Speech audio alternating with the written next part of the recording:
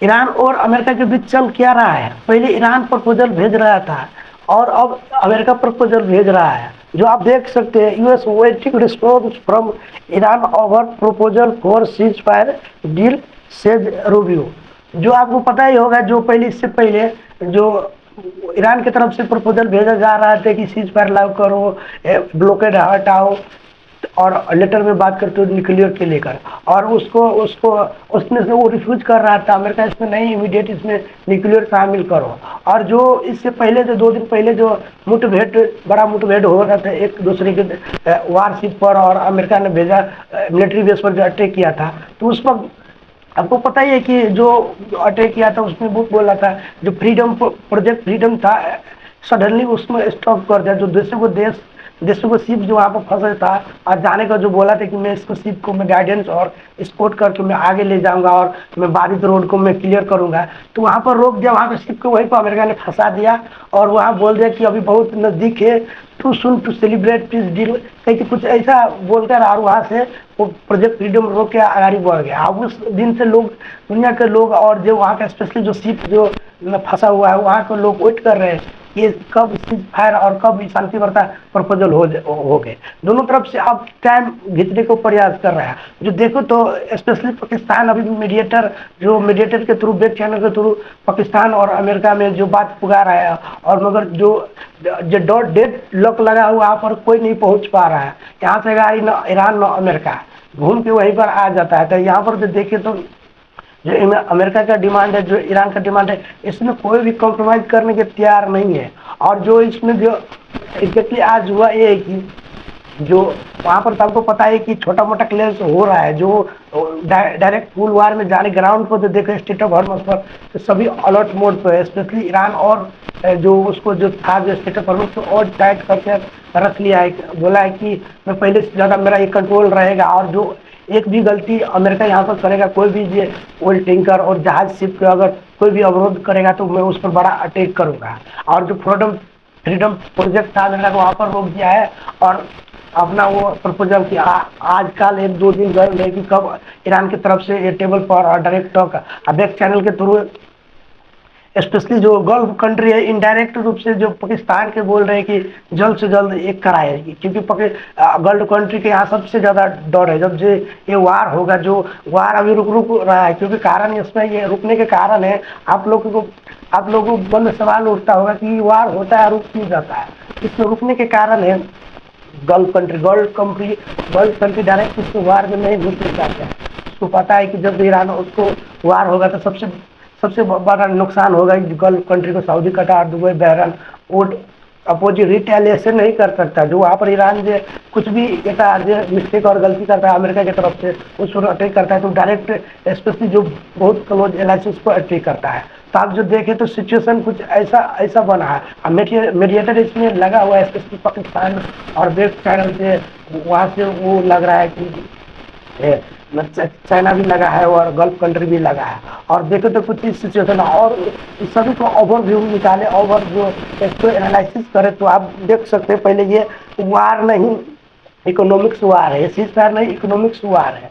आपको पता ही है कि जो ये कंडीशन बना है कि स्पेशली इसको इम्पैक्ट यहाँ पर जो ऑयल रूट है वहाँ से 20% ऑयल, 20 से 25% तेल वहाँ से होकर एशिया यूरोप में जाता है, स्पेशली पाकिस्तान, इंडिया, चाइना, और कुछ इस में सबसे ज़्यादा बाधित होते हैं। सबसे ज़्यादा यहाँ पर नुकसान और कंसर्न है। अगर ये हो ही रहा है और तेल को प्राइस बढ़ रहा है, इन्फ्लेशन बढ़ रहा है, और इसमें जो स्ट्रेटेजी अपना रहा है, स्पेशली ईरान में, इसको पहले उसको पता नहीं था, वार से पहले इसको पता नहीं था ईरान, क्योंकि ईरान के पास इतना बड़ा हथियार है जो अभी वेपन हथियार की तरह यूज कर रहा है स्टेट ऑफ हॉर्मस। उसको वो बोला कि मैं टोल चलूंगा, उसी पर जीत पर अड़ा हुआ है। अमेरिका बोल रहा है कि कम तो जैसा पहले के सिचुएशन था वैसा करो, मगर ईरान मानने के लिए तैयार नहीं। जितना भी पूरा देश के ऑयल जो एशिया और यूरोप का ऑयल तेल का बाधित करके रखा है, स्पेशली जो अमेरिका के अलायंस जो न्यूट्रल कंट्री, उसको भी तबाह कर। और वहाँ पर जो अमेरिका वहाँ पर कुछ भी कर नहीं पा रहा है, अमेरिका कुछ भी कर रहा है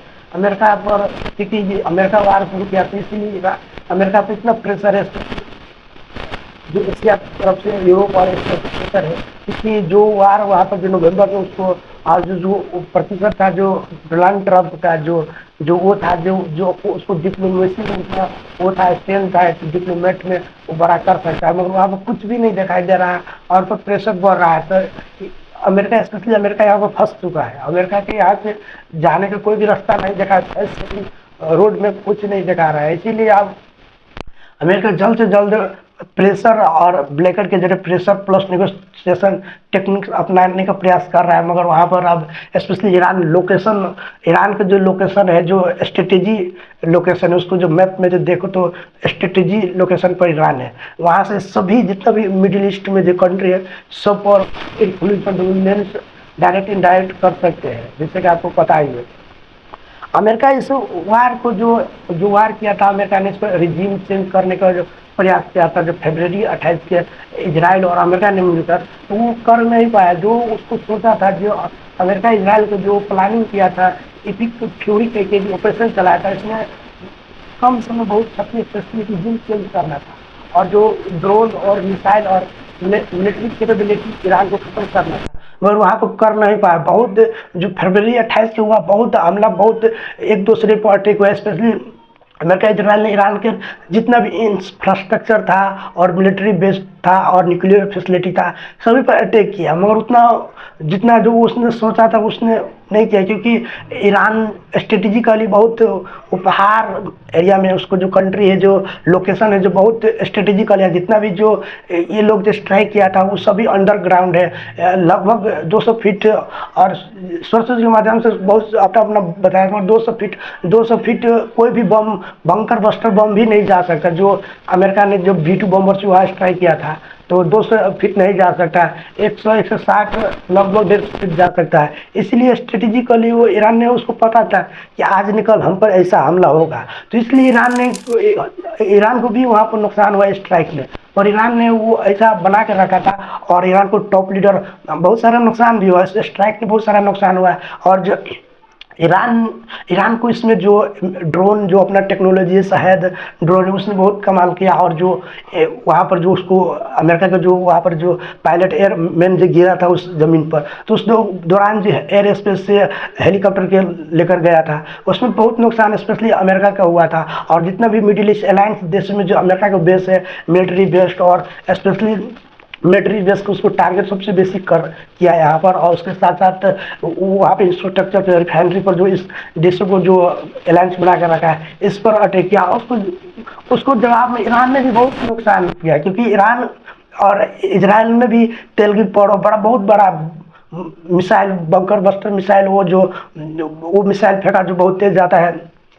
तो उस तरीका से वहाँ पर इजराइल और इस तरीका से ईरान ने वहाँ स्ट्रेटेजिकली ऊक किया।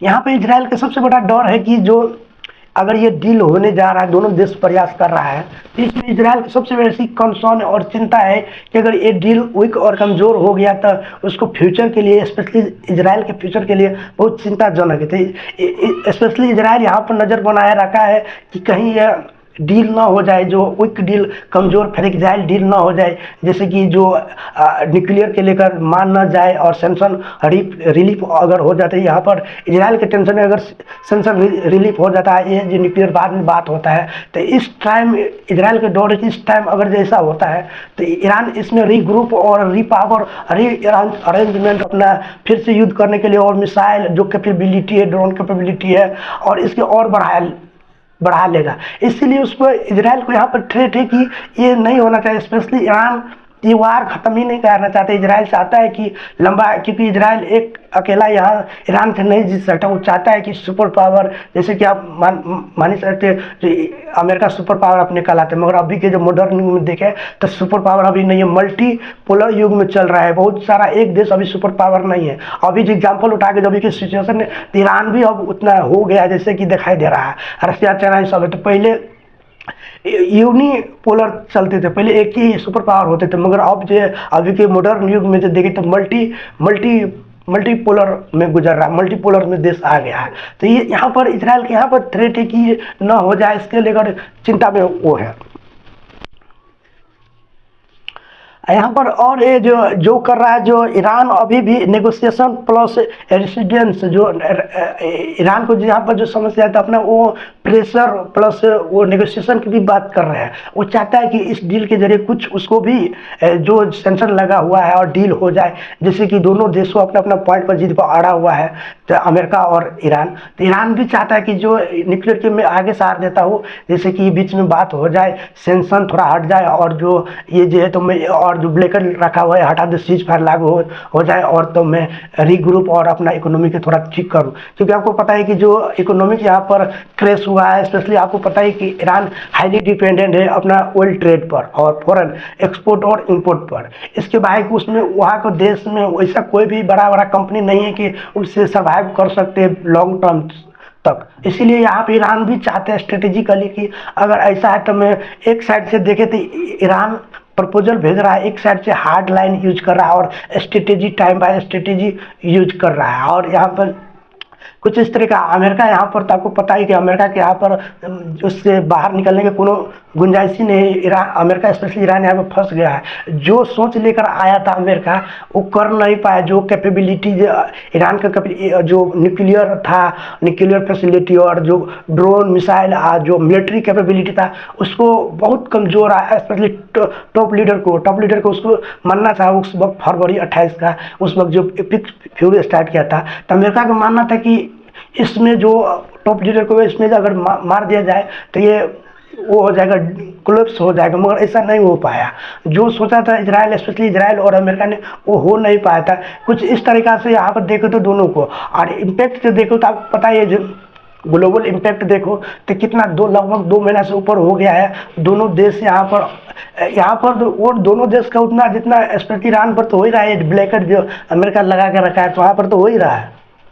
मगर यहाँ पर सबसे ज़्यादा नुकसान हुआ है दूसरे कंट्री का, जो ग्लोबल कंट्री में एशिया और यूरोप, इंडिया, चाइना, रसिया, और जो एक कंट्री है नेटो कंट्री का, जो न्यूट्रल कंट्री है, उस देश को भी बहुत नुकसान है ग्लोबली देखे तो यहाँ पर दो देखे तो स्टेट ऑफ हॉर्मस को अभी 2 महीना से इतना, और तेल का प्रभाव आपको पता है, तेल को प्राइस बढ़ेगा तो डायरेक्ट इम्पैक्ट ट्रांसपोर्ट पर आपको पता है कि सभी सामान एटीट्यूड इससे लिंकेड होता है और इन्फ्लेशन बढ़ता है। और इससे आपको पता ही है कि जो ये सभी और इम्पैक्ट। और दूसरा नज़रिया से आप देखो ईरान के पर्सपेक्टिव से, तो ईरान पर अभी अमेरिका के यहाँ पर कुछ भी वो उतना नहीं, क्योंकि ईरान का इतना बड़ा जीडीपी है। तो ये अमेरिका की इतना बड़ा जीडीपी, अमेरिका के यहाँ पर कोई भी इम्पैक्ट नहीं पड़ा है। अमेरिका यहाँ पर अपना पावर बैलेंस बनाने के जो तीनों देश हिडन, आपको पता होना चाहिए कि यहाँ पर हिडन स्ट्रेटेजी और हिडन रीजन है। यहाँ पर जो अमेरिका, इजराइल और